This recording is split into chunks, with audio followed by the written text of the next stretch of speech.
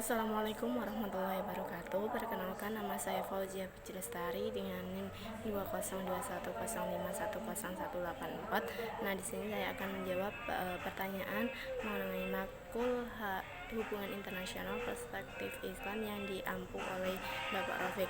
Nah, yang pertama yaitu saya akan menjawab mengenai apa hukum melakukan pemberontakan dalam Islam menurut para ulama.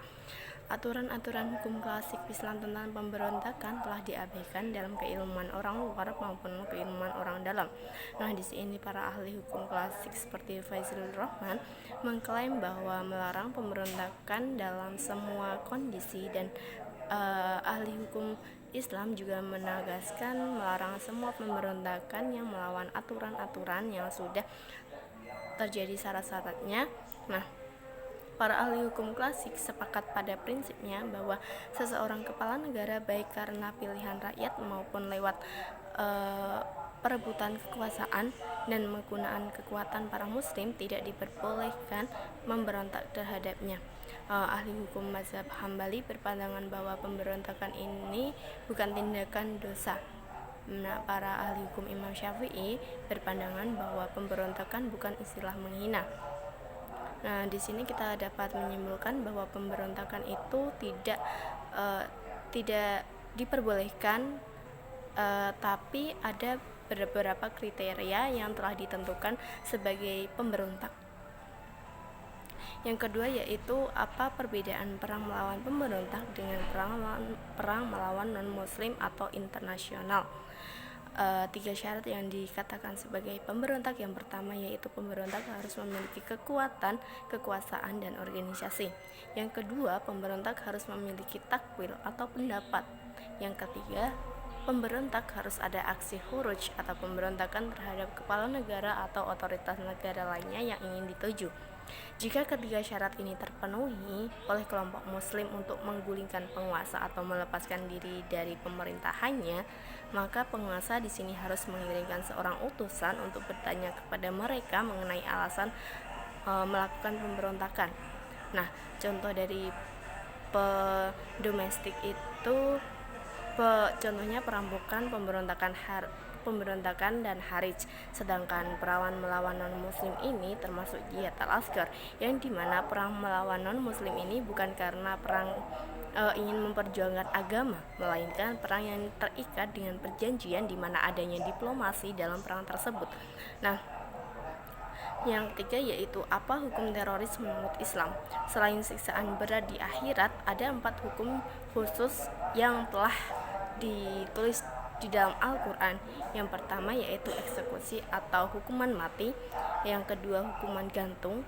Yang ketiga potong tangan dan kaki di sisi berlawanan. Yang keempat pemenjaraan. Nah, di sini beberapa ulama bertentangan mengenai hukuman mati dan eksekusi dan hukuman gantung, di mana tujuan menggantung penjahat yang dinyatakan oleh para ahli hukum untuk mengumumkan perbuatan penjahat dan hukuman yang mereka terima untuk mencegah orang lain meniru, dan para ulama mazhab sepakat digantung selama 3 hari, sedangkan mazhab Hambali berpandangan bahwa digantung setelah hukuman mati. Nah, yang kedua, pertentangan mengenai nafi atau pemenjaraan. Ada beberapa pendapat para ulama. Yang pertama yaitu dikeluarkan dari Dar al-Islam. Yang kedua, menurut Umar bin Abdul Aziz, membuang penjahat ke pengasingan di luar kota. Menurut Imam Hanafi dan Syafi'i, pemenjaraan sampai penjahat bertobat, dan menurut Imam Maliki, penjaraan sampai tobat, dan menurut mazhab Hambali, penjahat harus terus-menerus diasingkan tanpa membiarkan menetap sampai mau bertobat. Nah, yang keempat yaitu mengenai bagaimana perbandingan definisi terorisme menurut Islam dan FBI. Menurut FBI, pertama, teroris itu adalah penggunaan kekuatan atau kekerasan yang tidak sah terhadap orang atau harta untuk mengintimidasi atau memaksa pemerintah atau sipil dalam mewujudkan tujuan politik maupun tujuan sosialnya. Menurut definisi Islam, Menurut Olivier Roy berpendapat bahwa terorisme Islam internasional adalah konsekuensi patologis dari globalisasi dunia muslim dan bukan akibat dari kekisruhan konflik Timur Tengah. Jadi ada beberapa pandangan di mana teroris ini menunjukkan pada Islam. Padahal teroris ini bukan sebab dari Islam. Teroris ini sebagai pandangan, sebagai gas-gasan yang telah dilakukan oleh seseorang melakukan penyerangan.